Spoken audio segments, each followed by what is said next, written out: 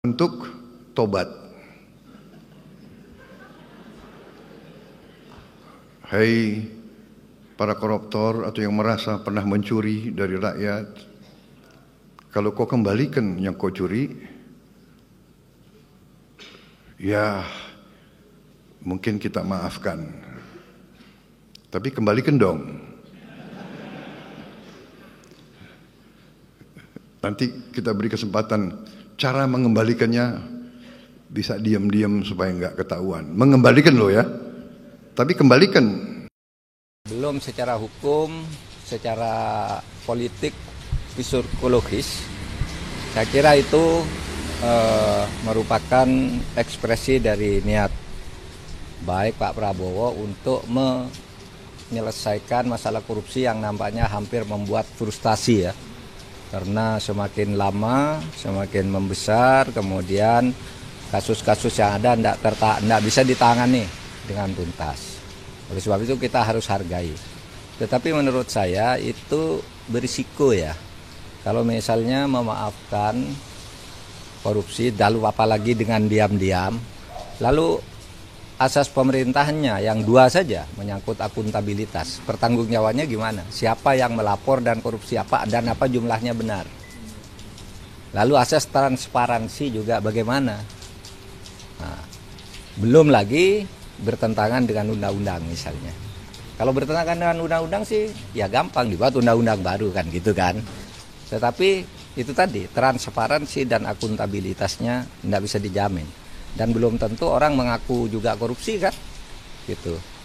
Oleh sebab itu saya kira ya kita hargai itu bagian dari pernyataan Pak Prabowo yang katanya nanti akan berbuat sesuatu yang bisa dilihat sesudah 6 bulan. Oke? Tapi menurut pimpinan Komisi 3 dari pihak Gerindra, Pak Mahfud, ini merupakan bagian dari tindak lanjut perampasan aset dari pihak koruptor sehingga bisa dikembalikan ke tanah air. Itu konsisten nggak Pak? Sementara berarti undang-undangnya belum masuk prolegnas. Berarti begini, berarti itu menyangkut ketentuan di dalam konvensi PBB UNCSC, United Nations Convention Against Corruption, itu memang ada bab 5 pasal 53 memungkinkan perampasan aset koruptor di luar negeri. Berarti itu menyangkut luar negeri. Tapi menurut saya ini bukan soal luar negeri aja. Kan yang banyak korupsi dalam negeri juga. Lalu diselesaikan secara diam-diam dan sebagainya gitu. Nah kalau soal undang-undang belum ada ya disahkan aja undang-undang perampasan aset kan bisa begitu. Tetapi sebenarnya jadi itu memang PBB dulu pada tahun 2003 ketika membuat konvensi anti korupsi itu memang mengatur itu. Karena di setiap negara itu pada waktu itu setiap tahun negara-negara yang hartanya dilarikan ke luar negeri itu sampai 20 sampai 30 miliar US dollar dilarikan ke luar negeri dan tidak bisa kembali. Oleh sebab itu pendekatannya di luar negeri itu perdata. Nah, sedangkan korupsi di sini kan pidana. Nah, dan harus mengubah beberapa undang-undang. Nah, gini. Itu ya tanggapan langsung. Kita tanggapi itu dengan baik sebagai bagian dari upaya untuk menyelesaikan korupsi. Tapi pada tahun 2003 sebenarnya saya sudah menulis alternatif penyelesaian korupsi itu berdasar pengalaman negara-negara lain. Satu, alternatif lustrasi seperti yang dilakukan oleh Latvia dan beberapa negara. Semua pejabat copot aja dulu dengan undang-undang.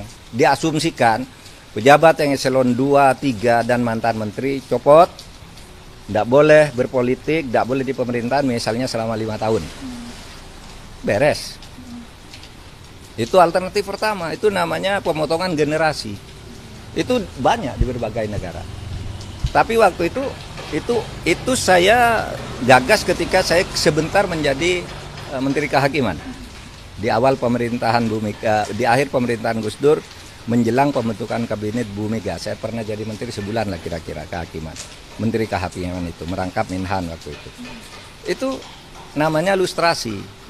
Tapi kalau enggak tiru Afrika. Pardon. Lustration versus pardon. Pemaafan sudahlah diputihkan, tapi sesudah dia bekerjalah dengan baik. Gitu. Nah, kita di Indonesia pada waktu itu enggak berani.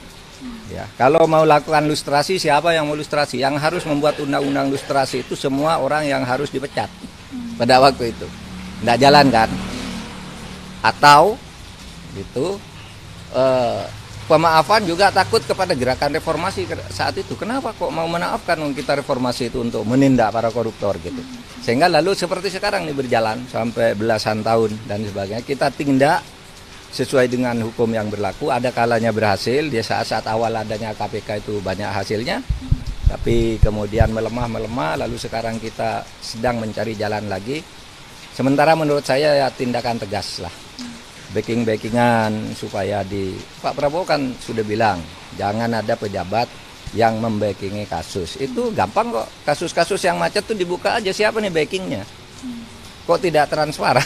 Iya toh, ada orang menyerahkan uang ke aparat penegak hukum, koruptornya enggak ada, korupsinya ada di atas meja. Masa? Gitu kan? Nah seperti itu, berarti ada backing kan? Entah di aparat penegak hukum, entah di luar yang sangat kuat bisa menekan aparat penegak hukum. Dan itu banyak sekali kasus seperti itu. Gitu. Tapi bukankah membuat koruptor itu jadi tidak jera ya Pak Mahfud kalau seandainya dengan mengembalikan uang yang dicuri lalu kemudian hukumannya ditiadakan kan? Nah itu risikonya, itu risikonya. Oleh sebab itu sebenarnya pengembalian tindakan hukum yang tegas itu selama ini tidak meniadakan perampasan aset kok. Iya kan? Orang yang sudah dihukum itu kalau divonis orang sekian kan disita hartanya. Itu aset bagi yang sudah terbukti secara hukum udah disita semua, dirampas, dilelang. Nah, yang dimaksud perampasan aset di dalam undang-undang itu adalah mereka yang belum bisa diadili. Misalnya pelakunya lari, hartanya ada. Sita aja untuk negara. Gitu. Atau orangnya lari gitu, kemudian sitanya dibagi-bagi oleh orang lain gitu. Nah itu kan diselesaikan dulu menurut undang-undang perampasan aset, itu beda. Kalau perampasan aset dalam arti mengembalikan harta-harta hasil korupsi itu udah banyak, sudah triliunan diambil oleh Kejaksaan Agung, dilaporkan ke negara, sudah oleh KPK apalagi banyak gitu. Jadi banyak orang tidak paham undang-undang perampasan aset itu seakan-akan kalau orang dihukum lalu asetnya dibiarkan. Enggak. Orang dihukum asetnya diambil, selama ini juga banyak dan triliunan. Ya. Maksud saya kalau undang-undang perampasan aset mau ditindaklanjuti bukan itu, bukan orang minta maaf lalu diambil hartanya, enggak bisa. Gitu. Undang-undang perampasan aset itu yang tidak bisa diadili ambil dulu. Seperti dalam perjanjian perdata jangan sampai dijual-jual sebelum perkaranya selesai, itu undang-undang perampasan aset.